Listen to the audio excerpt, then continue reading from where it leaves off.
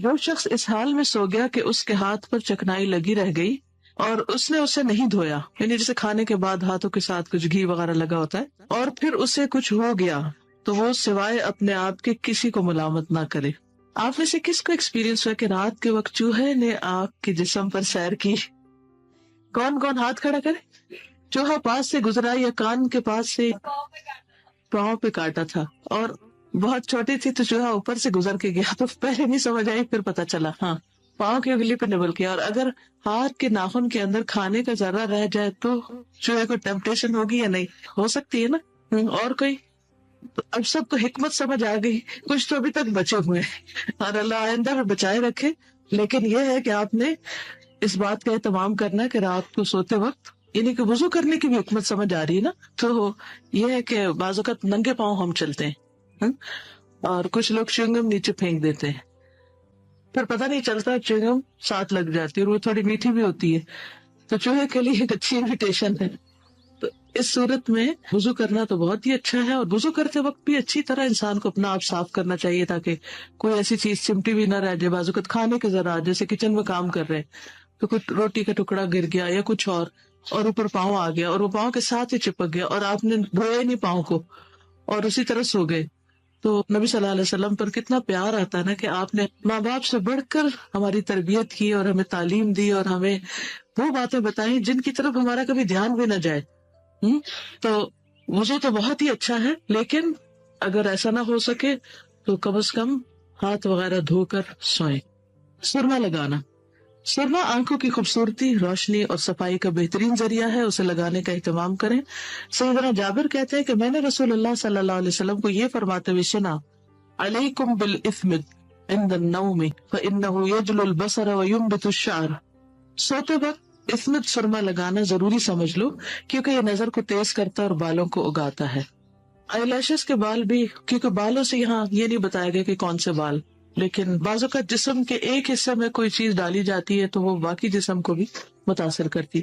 اس میں خاص طور پر اسمت جو ہے اس کا ذکر کیا گیا ہے۔ ہمارے ہاں بعض اوقات ملاوٹ والے سرمے ملتے ہیں یا اور چیزیں، تو ان سے بچنا بھی چاہیے، لیکن اگر خالص اسمت کہیں سے میسر ہو تو سنت سمجھ کر لگانا بھی فائدہ دیتا ہے۔ سیدنا ابن عباس سے مروی ہے، کان لرسول اللہ صلی اللہ علیہ وسلم مکحلۃ یکتحل بها عند النوم ثلاثا فی کل عین۔ رسول اللہ صلی اللہ علیہ وسلم کے پاس ایک سرما دانی تھی جس سے آپ سوتے وقت ہر آنکھ میں 3 سلائی سرما لگاتے تھے، یعنی 3 ایک طرف 3 ایک طرف۔ اور ایک اور جگہ سے یہ بھی پتہ چلتا ہے کہ سفر میں بھی آپ کے ساتھ ہوتی تھی سرما دانی، یعنی آپ کی ایک ٹریولنگ کٹ ہوتی تھی جس میں کنگھی، مسواک اور سرما دانی وغیرہ ہوتے تھے۔ بستر جھاڑنا، لیٹنے سے پہلے 3 مرتبہ بستر جھاڑ کر درست کر لیں اور بسم اللہ پڑھیں۔ سیدنا ابو ہریرہ سے روایت ہے کہ رسول اللہ صلی اللہ علیہ وسلم نے فرمایا، اذا آوى احدكم الى فراشه فليأخذ داخلة ازاره فلينفض بها فراشه وليسم الله فإنه لا يعلم ما خلفه بعده على فراشه۔ صحیح مسلم۔ جب تم میں سے کوئی اپنے بستر پر جائے تو اپنے تہہ بند کا کونا پکڑے اور اس سے اپنا بستر جھاڑ لے، یعنی کسی کپڑے کے ساتھ جھاڑے اور بسم اللہ پڑھے، کیونکہ وہ نہیں جانتا کہ اس کے بعد اس کے بستر پر کون آیا تھا۔ یعنی بعض اوقات جیسے آج کل سردیاں ہیں تو لحاف بھی ہوتا ہے اور میٹرس بھی ہے اور چادر بھی ہے اور تکیہ بھی ہے اور کئی قسم کے لوازمات ہیں، تو اگر ہم بستر طے ہی نہیں کرتے یا جھاڑ کر نہیں رکھتے یا ایسے ہی چھوڑ دیتے ہیں اور اس وقت یہاں بیٹھے ہوئے ہیں تو ہمیں کیا پتا کہ پیچھے سے کاکروچ جا رہے ہیں اندر، یا کوئی ٹڈی جا رہی ہے یا کوئی اور چیز جا رہی ہے۔ تو بہت پرائیویٹ کوشچن، لیکن کس کے گھر میں کاکروچ نظر آ جاتا ہے؟ سب کے گھر میں نظر آ جاتا ہے۔ میں بہت خوش ہو رہی تھی کئی دن سے کہ الحمدللہ کاکروچ کا بالکل خاتمہ ہو گیا، وہ خوش تھی۔ میں یہ نہیں پتا تھا کہ سردی کی وجہ سے شاید نہیں چھپے ہوئے ہیں، آج راحت مجھے بھی نظر آ گیا۔ اور بعض کاکروچ تو اڑنے والے ہوتے ہیں، تو اس لیے نہیں پتا کہ کہاں سے کیا چیز اڑ کے اندر گھس گئی ہو، اور رات کو آپ سو رہے ہو تو اس وقت وہ رنگتی رنگتی آپ تک آ جائے، یا کوئی چیونٹیاں یا کوئی اور چیز۔ تو اس لیے بستر جھاڑنا ہے انشاءاللہ۔ اگر آپ سمجھے کہ باقی سارا صاف ستھرا ہے اور کوئی ایسی چیز نہیں ہے تو بھی سنت سمجھ کر اس کو 3 دفعہ کپڑے سے جھاڑ لیں، دوپٹے سے جھاڑ لیں، ٹھیک ہے؟ کئی لوگ تو اس پہ کھانا کھاتے ہیں تو پھر کھانا بھی گر جاتا ہے، ایسے صورت میں تو اور احتیاط کرنے کی ضرورت ہے۔ کھانے سے مراد ضروری نہیں کہ آپ ڈنر یا لنچ کریں وہاں، اس سے مراد جیسے بسکٹ وغیرہ بھی کھانا. یہ تو اکثر لوگ کی عادت ہوتی ہے نا، نبل کرتے رہتے کچھ نہ کچھ لے کے بیٹھ گئے اور کچھ نہ کچھ گرا دیا اور پھر وہ اندر ہی رہا اور پھر کوئی اور مخلوق کھانے آ گئی.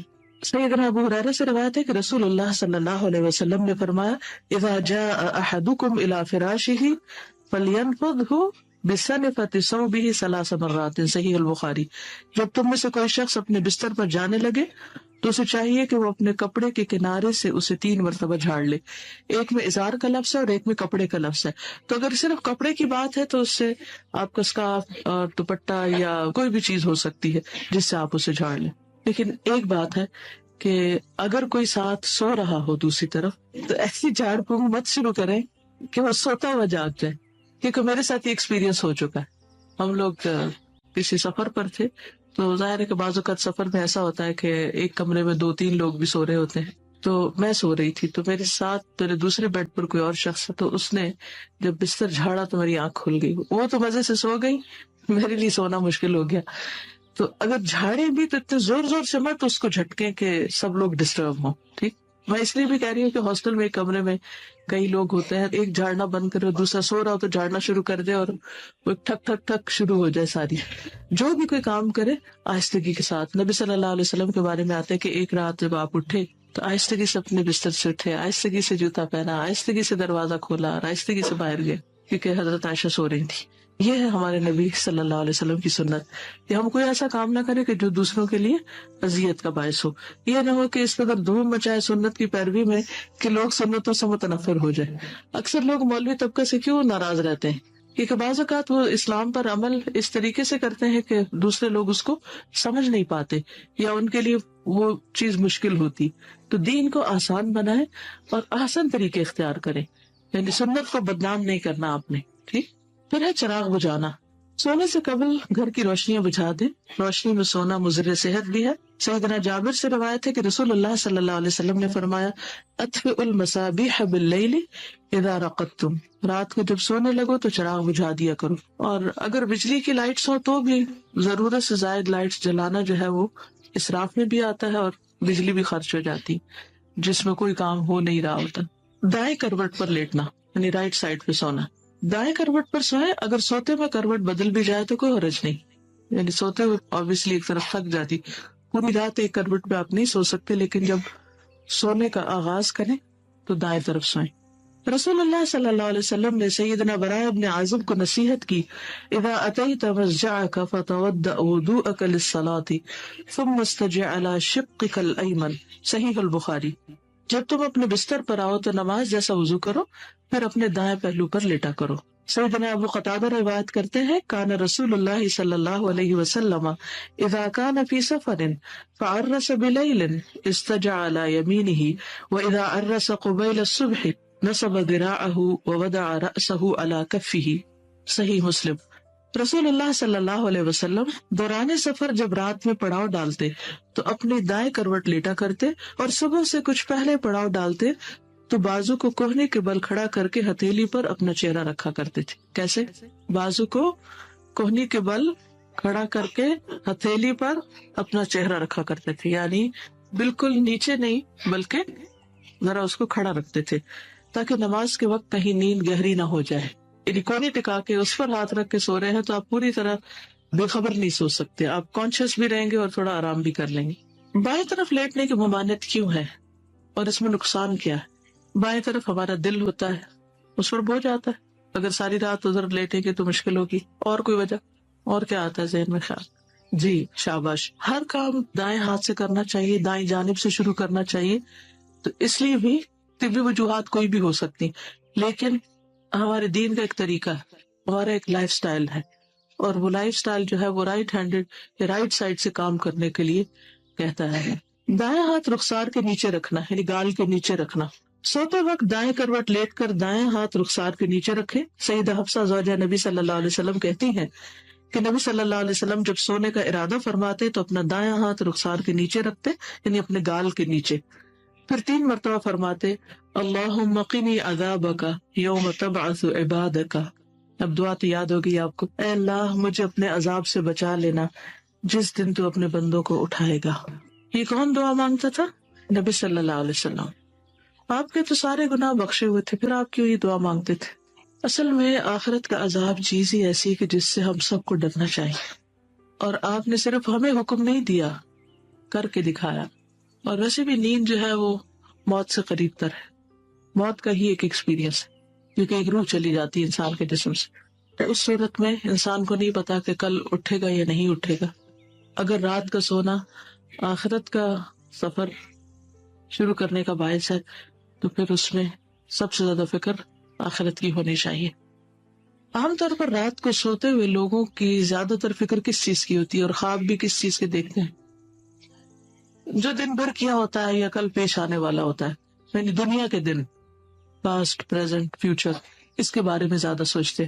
آخرت کے بارے میں ہم کم ہی سوچتے، حالانکہ ہم سب کو اصل فکر اس دن کی لگنی چاہیے جس دن کوئی بھی کام نہیں آئے گا.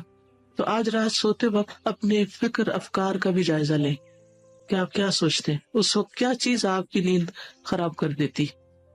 سیدنا حذیفہ نے فرمایا کان النبی صلی اللہ علیہ وسلم اذا اخذ مضجعه من اللیل وضع یده تحت خده، صحیح البخاری. نبی صلی اللہ علیہ وسلم جب رات کو اپنے بستر پر لیٹتے تو اپنا ہاتھ رخسار کے نیچے رکھتے، پیٹ کے بل نہ لیٹنا، یعنی اوندے منہ نہیں لیٹنا. رات یا دن کسی بھی وقت پیٹ کے بل نہ لیٹے. سیدنا ابو ہریرہ سے روایت ہے کہ رسول اللہ صلی اللہ علیہ وسلم نے ایک شخص کو پیٹ کے بل لیٹے ہوئے دیکھا تو فرمایا ان هذه زجعۃ لا يحبها اللہ، بے شک اس طرح پیٹ کے بل لیٹنا اللہ تعالیٰ کو پسند نہیں. تو ہمیں ایسا کام نہیں کرنا چاہیے جو اللہ تعالیٰ کو پسند نہ ہو، خواہ ہمیں عادت پڑ بھی چکی ہو، پھر بھی اس عادت کو توڑنا چاہیے. بعض مائیں بچوں کو الٹا لٹاتی ہیں کیونکہ اس طرح بچے زیادہ سوتے ہیں یا ان کو سکون مل جاتا ہے. پیٹ میں اگر کوئی تکلیف ہے، گیسز وغیرہ، درد ہے، تو اس کے لیے ان کو الٹا لٹا دیتی. اب کیا ہوتا ہے کہ وقت کے ساتھ ساتھ ان کو الٹا ہی سونے پر نیند آتی اور پھر بڑے ہو کر یہ عادت پڑ جاتی. تو اس بارے میں ہمیں نہ صرف اپنے سونے کے پوزیشن بلکہ اپنے بچوں کی پوزیشن پر بھی غور کرنا ہے کہ ان کو ایسی عادت نہ ڈالی جائے کہ جو بڑے ہو کر ان کے لیے پھر توڑنا مشکل ہو جائے.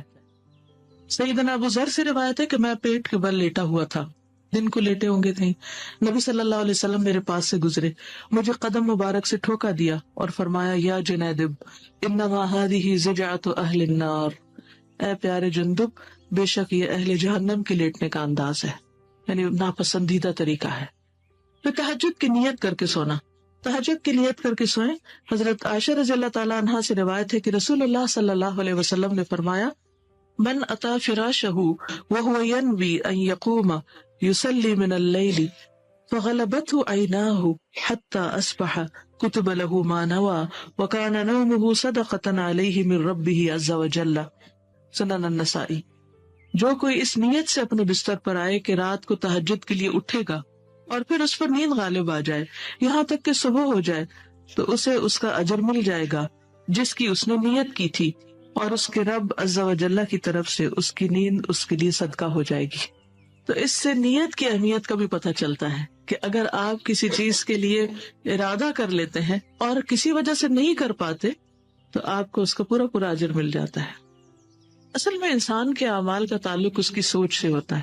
جب سوچ اچھی ہوتی ہے، سوچ مثبت ہوتی ہے، کچھ کرنے کا جذبہ، ارادہ، تمنا، امنگ ہوتی ہے تو مشکل سے مشکل حالات میں بھی انسان اس کام کو کر جاتا ہے. لیکن اگر سوچ ہی ڈھیلی ہو یا سوچ میں خرابی ہو تو پھر بہت سے راستے ہوتے ہوئے بھی انسان چل نہیں پاتا، اپرچونٹیز کو اویل نہیں کر پاتا. تو ہمارے دین میں نیت کی بہت زیادہ اہمیت ہے اور نیت پر اعمال کا دار و مدار ہے، اور بعض اعمال اچھی نیت کی وجہ سے بہت پھلتے پھولتے ہیں.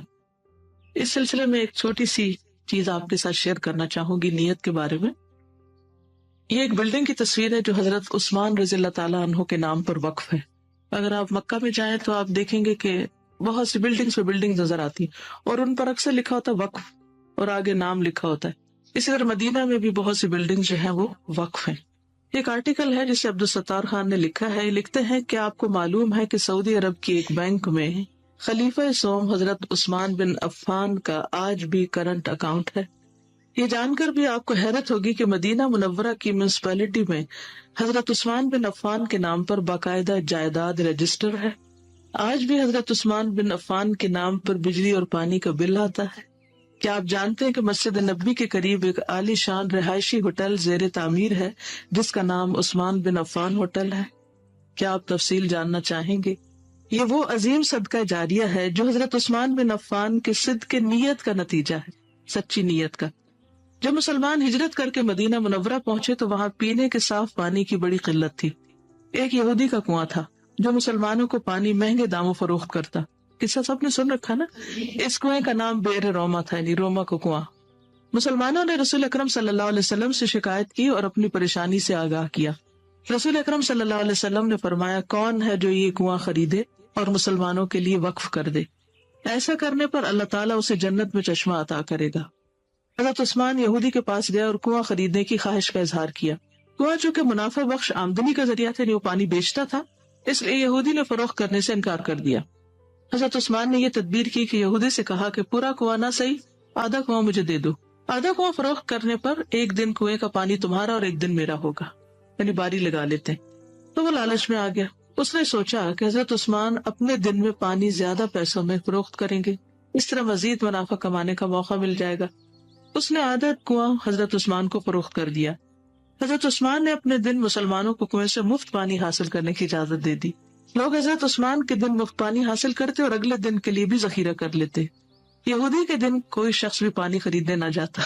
یہودی نے دیکھا کہ اس کی تجارت بالکل ماند پڑ گئی تو اس نے حضرت عثمان سے باقی آدھا کنواں خریدنے کی گزارش کی کہ تو یہ آدھا بھی خرید لیں. اس پر حضرت عثمان راضی ہو گئے. پورا کنواں خرید کر مسلمانوں کے لیے وقف کر دیا. اس دوران ایک آدمی نے حضرت عثمان کو کنواں دگنی قیمت پر خریدنے کی پیشکش کی. کسی اور نے کہا کہ آپ ڈبل پرائس پہ مجھے دے دیں. حضرت عثمان نے فرمایا کہ مجھے اس سے کہیں زیادہ کی پیشکش ہے. اس نے کہا میں 3 گنا دوں گا. حضرت عثمان نے فرمایا مجھے اس سے زیادہ گنا کی پیشکش. اس نے کہا میں 4 گنا دوں گا. انہوں نے کہا مجھے اس سے زیادہ ملتی. آدمی بڑھاتا رہا. حضرت عثمان یہی جواب دیتے رہے یہاں تک کہ اس آدمی نے کہا حضرت آخر کون ہے جو آپ کو 10 گنا زیادہ منافع دے رہا ہے؟ حضرت عثمان نے فرمایا میرا رب مجھے ایک نیکی پر 10 گنا اجر دینے کی پیشکش کرتا ہے. وقت گزرتا رہا اور یہ کنواں مسلمانوں کو سیراب کرتا رہا، یہاں تک کہ کنویں کے ارد گرد کھجوروں کا ایک بہت بڑا باغ بن گیا. عثمانی سلطنت کے زمانے میں اس باغ کی دیکھ بھال ہوئی. بعد ازاں سعودی حکومت کے عہد میں اس باغ میں کھجوروں کے درختوں کی تعداد 1550 ہو گئی. یعنی اس پانی سے جو آس پاس کے درخت تھے سیراب ہوتے ہوتے اتنے بڑھ گئے. یہ باغ میونسپلٹی میں حضرت عثمان بن عفان کے نام پر رجسٹر کر دیا گیا. وزارت زراعت یہاں کے کھجور بازار میں فروخت کرتی اور اس سے حاصل ہونے والی آمدنی حضرت عثمان کے نام پر بینک میں جمع کرتی رہی، یہاں تک کہ اکاؤنٹ میں اتنی رقم جمع ہو گئی کہ مرکزی علاقے میں ایک پلاٹ لیا گیا جہاں فندق عثمان بن عفان کے نام پر ایک رہائشی ہوٹل تعمیر کیا جائے گا. اس ہوٹل سے سالانہ 50 ملین ریال آمدنی متوقع ہے. اس کا آدھا حصہ یتیموں اور غرباء میں تقسیم ہوگا، دوسرا حضرت عثمان کے اکاؤنٹ میں جمع ہوگا. اندازہ کیجیے کہ حضرت عثمان کے انفاق کو اللہ تعالیٰ نے کیسے قبول کیا، اس میں کیسی برکت عطا کی کہ قیامت تک کے لیے صدقہ جاریہ بن گیا. آغاز کس چیز سے ہوا تھا؟ خالص نیت. جب ہماری نیت میں کھوٹ ہوتا ہے نا، ہمارے ارادے ٹھیک نہیں ہوتے، ہماری سوچیں منفی ہوتی تو کام نہیں ہوتے. اور نیت خالص ہو جائے تو کام نہ بھی ہو تو بھی اجر لکھا جاتا ہے. اور بعض اوقات ہم نہ کر سکے کوئی اور بھی کر لے تو بھی اجر ہمارے لیے لکھا جاتا ہے کہ ہم نے اس کا ارادہ کیا تھا. تو بتائیے تہجد کا کیا کرنا ہے؟ ارادہ ڈھیلا ڈالا نہیں، کیسا پکا، ورنہ تو آنکھ کھلی رہے گی، بستر پہ پڑے رہیں گے اور اٹھ نہیں سکیں گے، توفیق نہیں ملے گی. اپنے آپ سے 1 دفعہ کہیں، 2 دفعہ کہیں، 3 دفعہ کہیں، 4 دفعہ کہیں، کہتے رہیں، دعا مانگتے رہیں، مانگتے رہیں، مانگتے رہیں. آخر اللہ سبحانہ وتعالیٰ آپ کو ضرور موقع دے. اور پھر جب اللہ تعالیٰ توفیق دیتے تو پھر یہ دعا مانگے کہ اللہ یہ توفیق چھیننا نہیں، اور زیادہ نہ صحیح تو 2 رکعت سے شروع کر لیں. اور آج کل تو راتیں لمبی ہیں، کیا جا سکتا ہے. اور اگر آپ کے دل میں ہوگا اور بیماری کی وجہ سے یا سفر کی وجہ سے یا کسی وجہ سے نہیں بھی کر پائیں گے تو وہ لکھا جاتا رہے گا. تو سچی نیت ضروری. رات کو نیند کے لیے ضروری ہے، اچھی نیند کے لیے، کہ رات کو لائٹ بند کر دیں. تو وہ میں نے الحمدللہ کیا. تھوڑی سی دیر ہو گئی تھی سونے میں، تو مجھے یہی تھا کہ اللہ تعالیٰ اسی میں برکت دے گا. اور پھر رات کو میری آنکھ کھل گئی تقریباً 2-2:30 بجے، اور میں کافی فریش تھی. تو مجھے یہی خیال آیا کہ میں کیوں نہ نماز پڑھوں. اور اس وقت پھر میں نے یہ اٹھ کر اس میں سے پڑھا. اور اس میں پھر حضرت داؤد علیہ السلام کی نماز کا وقت، اور پھر رسول اللہ صلی اللہ علیہ وسلم بھی جیسے فجر کی نماز سے پہلے سو جاتے تھے. تو وہ مجھے اتنا اچھا لگا کہ یعنی اگر ہم درمیان میں اٹھ کر پڑھ لیں اور پھر سو جائیں تو انشاءاللہ فجر کی نماز بھی پڑھی جائے گی، باقی ساری ڈریم اور روٹین بھی بہت زیادہ ڈسٹرب نہیں ہوگی اس سے. میرے ذہن میں یہ آ رہا تھا کہ ہم لوگ اکثر نیت اور وشفل تھنکنگ کے اندر کنفیوز ہوئے رہتے ہیں. اس لیے آپ دیکھیں کہ جنرلی ایک جملہ بولا جاتا ہے کہ میری نیت تو بالکل ٹھیک ہے، میں تو یہ کرنا چاہتی ہوں. اور میں خود بھی کئی معاملوں میں ایسے ہی سوچتی ہوں کہ میں تو کرنا چاہتی ہوں، پتہ نہیں یہ کام ہو کیوں نہیں رہا. پھر ہم جب اپنے آپ کو فارغ کر دیتے ہیں نا انالیسس سے، پھر سارا فوکس دوسروں پہ چلا جاتا ہے.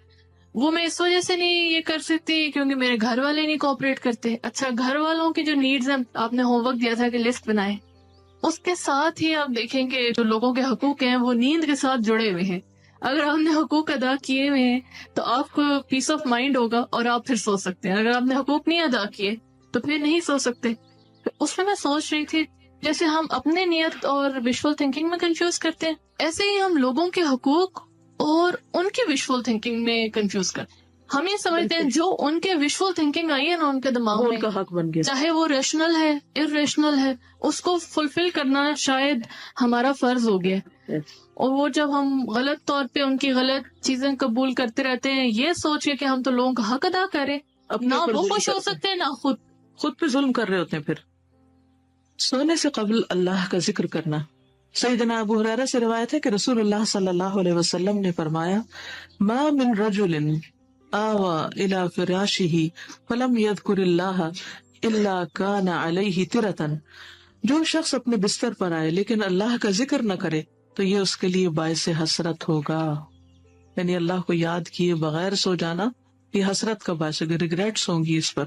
ابن مسعود کہتے ہیں، النوم عند الذکر من الشیطان ان شئتم فجربوا اذا اخذ احدكم مضجعه واراد ان ينام فليذكر الله عز وجل. اللہ کے ذکر کے وقت نیند آ جانا شیطان کی طرف سے ہے. بعض اوقات آپ ایسے تھے قرآن پڑھ رہے تھے پھر سو جاتے ہیں، پھر سو جاتے ہیں، تو یہ شیطان بیچ میں آ کے انسان کے ساتھ کرتا ہے ذاتی. اگر تم چاہو تو تجربہ کر کے دیکھ لو، اور جب تم میں سے کوئی بستر پر آئے اور سونے کا ارادہ کرے تو اسے چاہیے کہ اللہ عز و جل کا ذکر کرے. سیدنا معاذ بن جبل سے روایت ہے کہ نبی صلی اللہ علیہ وسلم نے فرمایا، ما من مسلم یبیت علی ذکر طاہرا فیتعار من اللیل فیسأل اللہ خیرا من الدنیا والآخرۃ الا اعطاہ ایاہ. سنن نبی داؤد. جو مسلمان باوضو ہو کر اللہ کا ذکر کرتے ہوئے سو جائے اور پھر رات کے کسی حصے میں اس کی آنکھ کھل جائے اور وہ اللہ سے دنیا اور آخرت کی خیر مانگے تو وہ اسے عنایت فرما دے گا. یعنی ایسے شخص کی دعا بھی قبول ہوگی. اور ہم کتنے ڈیسپریٹ ہوتے ہیں نا کہ ہماری دعائیں قبول ہوں، ہماری مشکلات آسان ہوں، ہمارے مسائل حل ہوں. سوتے وقت کے مسنون اذکار. سورۃ البقرہ کی آخری 2 آیات. سیدنا ابو مسعود بدری نبی صلی اللہ علیہ وسلم سے روایت کرتے ہیں، سورۃ البقرہ کی آخری 2 آیتیں جو کوئی ان کو رات کو پڑھ لے وہ اس کو کافی ہو جاتی. سیدنا نعمان بن بشیر سے روایت ہے، نبی صلی اللہ علیہ وسلم نے فرمایا، اللہ تعالیٰ نے آسمان و زمین پیدا کرنے سے 2000 برس پہلے ایک کتاب لکھی. اس کتاب میں سے 2 آیات اتاری جن کے ساتھ سورۃ البقرہ کو ختم کیا. جس گھر میں 3 رات یہ آیات پڑھی جائیں شیطان اس گھر کے قریب نہیں آتا، اور وہ ہے آمن الرسول سے لے کر علی القوم الکافرین تک. سورۃ الکافرون. سیدنا فروہ بن نوفل اپنے والد سے روایت کرتے ہیں کہ نبی کریم صلی اللہ علیہ وسلم نے نوفل سے فرمایا، قل یا ایھا الکافرون پڑھو اور اسی پر بات چیت ختم کر کے سو جاؤ. بے شک اس میں شرک سے برات کا اظہار ہے. یعنی انسان سوتے وقت اس بات کی یقین دہانی کرتا ہے کہ میرا شرک اور کفر سے کوئی تعلق نہیں اور میں خالص توحید پر ہوں. سورۃ الاخلاص. سیدنا ابو درداء سے روایت ہے کہ رسول اللہ صلی اللہ علیہ وسلم نے فرمایا، کیا تم اس سے عاجز ہو کہ ہر رات 1/3 قرآن پڑھ لو؟ صحابہ نے عرض کیا کہ 1/3 قرآن کس طرح پڑھیں؟ آپ نے فرمایا، قل هو اللہ احد 1/3 قرآن کے برابر ہے. سورۃ الاخلاص اور معوذتین. سیدہ عائشہ رضی اللہ تعالیٰ عنہا روایت کرتی ہیں کہ نبی صلی اللہ علیہ وسلم جب اپنے بستر پر آرام فرماتے تو روزانہ رات کو اپنے دونوں ہاتھوں کو ملا کر ان پر قل هو اللہ احد، قل اعوذ برب الفلق اور قل اعوذ برب الناس پڑھ کر پھونک مارتے، پھر دونوں ہاتھ اپنے تمام جسم پر پھیرتے جہاں تک ممکن ہوتا، پہلے اپنے سر اور چہرے پر پھیرتے اور سامنے کے بدن پر، اور یہ عمل آپ 3 مرتبہ کرتے تھے۔ اب اس میں آپ دیکھیے کہ ایک طرح سے آپ اپنے آپ کو حصار میں دے رہے ہوتے ہیں، پروٹیکٹ کر رہے ہوتے ہیں، اپنے آپ کو خود ہی دم کر رہے ہوتے ہیں۔ اور اگر ساتھ ساتھ معنی پر آپ غور کرتے جائیں، سب سے پہلے آپ اللہ سبحانہ وتعالیٰ کی توحید بیان کرتے ہیں، پھر اس کے بعد پناہ لیتے ہیں قل اعوذ برب الفلق من شر ما خلق ومن شر غاسق اذا وقب ومن شر النفاثات فی العقد۔ تو یہ اتنے لوگوں کو جادو کی شکایت ہے، ہر دوسرا شخص اس شک میں مبتلا ہے کہ اس پر کسی نے کچھ کر رکھا ہے۔ تو اس میں آپ دیکھیے کہ ہر روز اگر آپ اپنے آپ کو اس طرح پروٹیکٹ کریں گے اللہ کے فضل سے، اللہ کا نام لے کر، تو جادو وغیرہ اگر نہیں ہوا تو ہوگا نہیں انشاءاللہ، اور اگر ہو چکا تو وہ بھی نکل جائے گا، ٹھیک ہے؟ تو پریشانی نہیں رہے گی، اور وہ کم از کم وہم تو نکل جائے گا کہ مجھے کچھ نہیں ہو سکتا، میں تو پروٹیکشن میں ہوں، بلٹ پروف پہنا ہوا ہے۔ اس میں قل یا ایھا الکافرون نہیں شامل، اس میں صرف قل هو اللہ، قل اعوذ برب الفلق اور قل اعوذ برب الناس، 3 صورتیں، ٹھیک ہے۔ سیدنا معاذ بن عبداللہ اپنے والد سے روایت کرتے ہیں، ہم ایک بارش والی رات اور سخت اندھیری رات میں نکلے، ہم رسول اللہ صلی اللہ علیہ وسلم کو ڈھونڈ رہے تھے کہ وہ ہمیں نماز پڑھائیں، چنانچہ ہم نے آپ کو پا لیا تو آپ نے فرمایا کہو، تو میں کچھ نہ بولا، آپ نے پھر فرمایا کہو تو بھی میں کچھ نہ بولا، آپ نے پھر فرمایا کہو تو میں نے عرض کیا اے اللہ کے رسول صلی اللہ علیہ وسلم میں کیا کہوں؟ آپ نے فرمایا کہو قل هو اللہ احد اور معوذتین الفلق اور الناس، صبح اور شام 3 بار یہ کہہ لو تو یہ ہر چیز سے تمہاری کفایت کریں گی۔ تو اس سے یہ پتہ چلتا ہے کہ صبح شام کی دعاؤں میں جو ہم پڑھتے ہیں 3 بار، تو یہ بھی ہر طرح کی شر سے انسان کو محفوظ رکھتی ہیں۔ سیدنا عقبہ بن عامر سے روایت ہے کہ رسول اللہ صلی اللہ علیہ وسلم نے فرمایا تم نہیں دیکھتے کہ آج کی رات ایسی آیات اتاری گئی کہ ان کی مثل کبھی نہیں دیکھی گئی، یعنی بہت ہی بہترین آیات ہیں، اور وہ ہیں قل اعوذ برب الفلق اور قل اعوذ برب الناس۔ پھر آیت الکرسی، آیت الکرسی قرآن مجید کی سب سے عظیم آیت ہے۔ سیدنا محمد بن ابی کعب اپنے والد سے روایت کرتے ہیں کہ ان کے کھجوروں کے کھلیان یعنی باغ تھے، وہ اس میں کمی دیکھتے تھے کہ کم ہیں، کھجوریں کم ہو رہی ہیں، تو ایک رات انہوں نے چور کو پکڑ لیا، وہ جانور سے مشابہ ایک 9 عمر لڑکا تھا، انہوں نے اس کو سلام کیا تو اس نے جواب دیا، انہوں نے کہا تم کون ہو، جن یا انسان؟ اس نے کہا میں جن ہوں۔ انہوں نے کہا اپنا ہاتھ میری طرف بڑھاؤ، تو اس نے اپنا ہاتھ بڑھایا، اس کا ہاتھ کتے کے ہاتھ کی طرح تھا اور اس کے بال کتے کے بال کی طرح تھے، جن کی شکل ایسی تھی۔ انہوں نے پوچھا کیا اس طرح جنوں کی تخلیق ہوتی ہے، جنوں کی شکل ایسی ہوتی ہے؟ اس نے کہا جن یہ جانتے ہیں کہ جنوں میں مجھ سے زیادہ شدید اور کوئی نہیں۔ انہوں نے کہا تم میرے پاس کیوں آئے ہو؟ اس نے کہا ہمیں خبر ملی ہے کہ تم صدقہ کرنا بہت پسند کرتے، تو ہم تمہارے کھانے میں سے اپنا حصہ لینے آئے۔ انہوں نے کہا کیا چیز تم سے بچا سکتی؟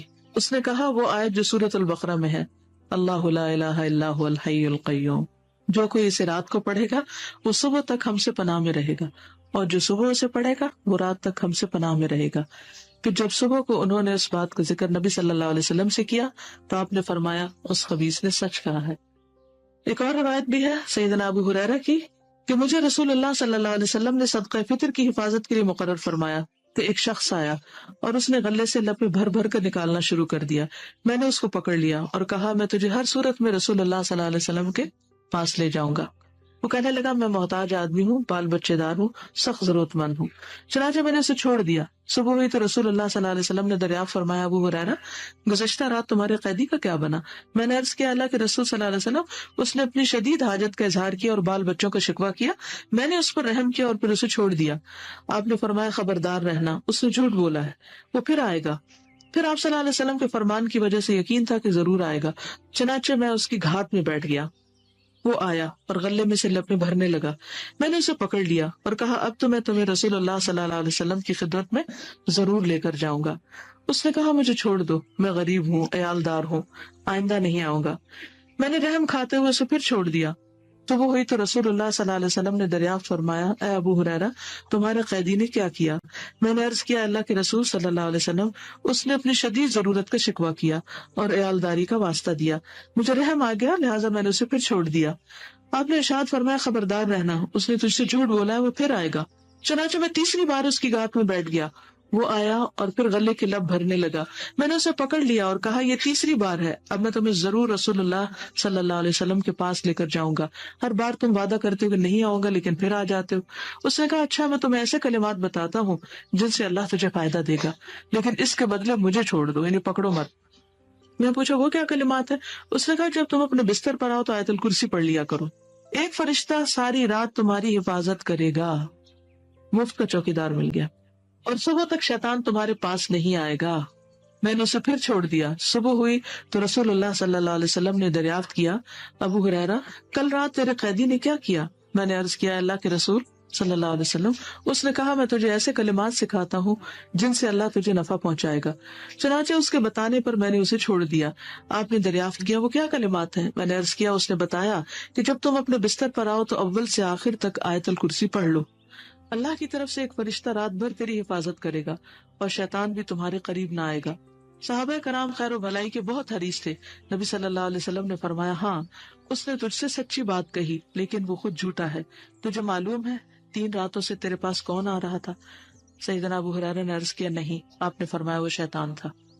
तो बात शैतान भी सिखाते हैं, पढ़ाते हैं, तो जरूरी नहीं होता कि हर सिखाने वाला मुत्तकी परहेजगार हो। और बाज लोग खुद ईमान नहीं भी रखते तो भी अच्छी अच्छी बातें करते हैं। इससे ये भी पता चलता है कि ईमान असल में क्या है। सिर्फ जबान के इकरार का नाम नहीं, दिल से ईमान, जबान से इकरार और अमल की तस्दीक का नाम है।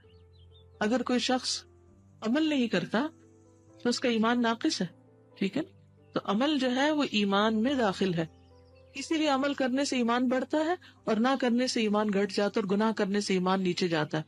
लेकिन खवारिज ने क्या कहा कि अगर आप गुनाह करेंगे तो आप ईमान से बाहर निकल जाते हैं, क्योंकि वो ईमान को बस एक सॉलिड होल चीज की तरह समझते हैं कि जैसे एक बॉल है, अगर आपने कलमा पढ़ लिया तो वो अंदर आ गया और अगर आपने झूठ बोला तो वो बाहर चला गया, तो आप काफिर हो गए। इसीलिए वो कबीरा गुनाह के मुर्तकिब को मुबाहुद्दम करार देते थे, उनको खून हलाल समझते थे, ठीक। और उसके बाद मुर्जिया ने क्या कहा, कुछ भी करे मोमिन है। उनके नजदीक शैतान भी मोमिन है, क्योंकि वो अल्लाह ताला को मानता है और ये अच्छी अच्छी बातें भी करता है। तो कोई चीज नुकसान नहीं देती, कोई गुनाह नुकसान नहीं देता। अल्लाह गफूर रहीम है। इस हदीस को कहेंगे क्या? कौन सी हदीस है ये? कौली है, फेली है, तकरीरी है? तकरीरी है। किस तरह? आपने उसे कंफर्म किया कि हाँ ठीक बात कही है, ठीक है।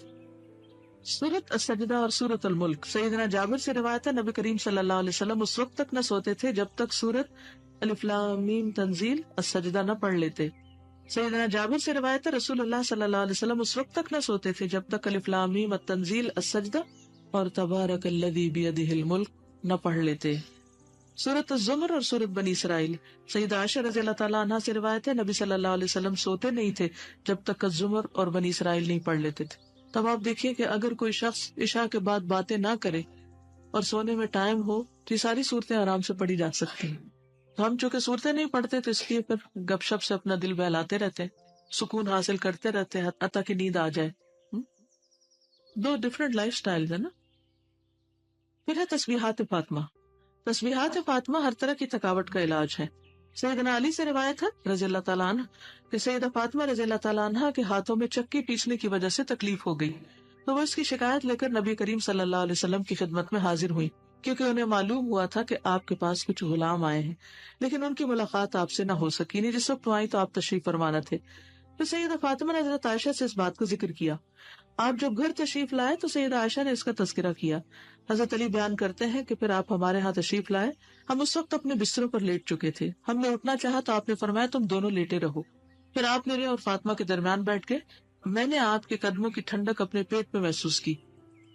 फिर आपने फरमाया तुम दोनों ने जो चीज मुझसे मांगी है, क्या मैं उससे बेहतर एक बात न बताऊं?